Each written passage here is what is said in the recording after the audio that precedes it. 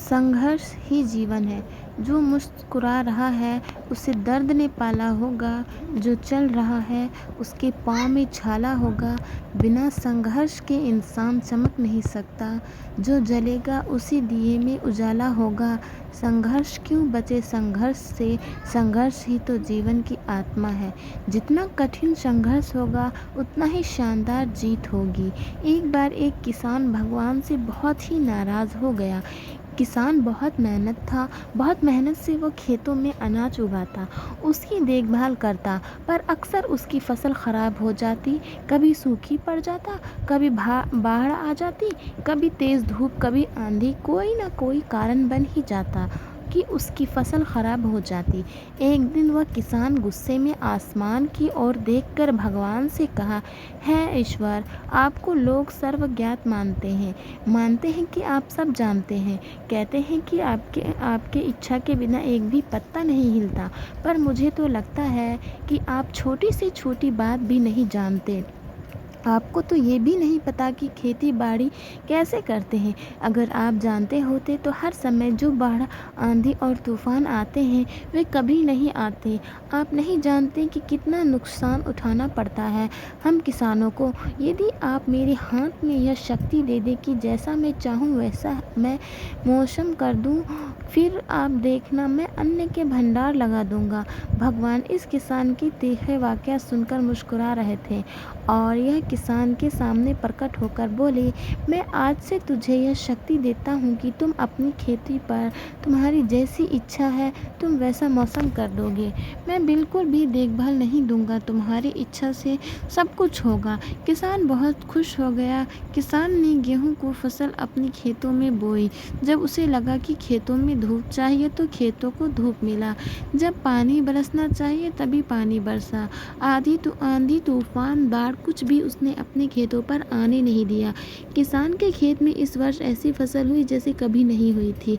हरी भरी लहलहाती फसल, मन ही मन वो बहुत खुश हो गया और सोचने लगा, अब सबूत के साथ दिखाऊंगा भगवान को कि इसे कहते हैं शक्ति का सही उपयोग। मेरा सफलता देखकर उन्हें अपने नियम ज़रूर बदलने पड़ेंगे।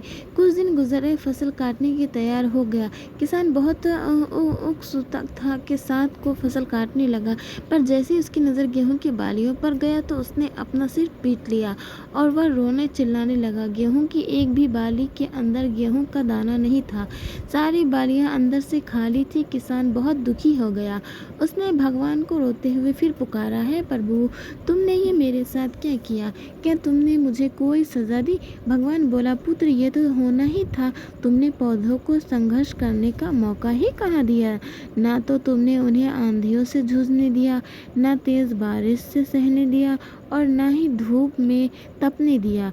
एक भी चुनौती का सामना तुमने उन्हें नहीं करने दिया। इसलिए सारे पौधे अंदर से खोखले रह गए। जब आंधी तूफान, तेज़ बारिश और धूप पड़ती है तभी ये पौधे अपने अस्तित्व को बचाने के लिए संघर्ष करते हैं और इसी संघर्ष से एक पल पैदा होता है जिसमें शक्ति होती है, ऊर्जा होती है और यही ऊर्जा पूर्ति तेरे गेहूं के दाने की तरह जो नहीं फूटी, तूने उन्हें कठिन परिस्थितियों से गुजरने ही नहीं दिया। जहाँ उनके अस्तित्व का जन्म होता, सारे बालियाँ इसलिए खाली हैं, इसमें एक भी गेहूं का दाना इसलिए नहीं है क्योंकि तुमने अपने पौधों को संघर्ष कराया ही नहीं। याद रखिए, स्वर्ण में स्वर्णीय आभा तभी आती है जब वो आगे में तपने, गलने और हथौड़ों से पीटने जैसे संघर्ष से गुजरते हैं।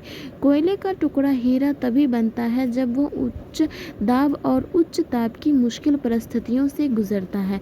इसी तरह यदि हमारी ज़िंदगी में कोई संघर्ष ही ना हो, कोई चुनौती ही ना हो, तो हम भी गेहूं की बालियों की तरह खोखले रह जाएंगे। कोई अस्तित्व नहीं होगा। हमारा विपरीत परिस्थिति, चुनौतियाँ, समस्याएं हमें और अधिक निखरता है।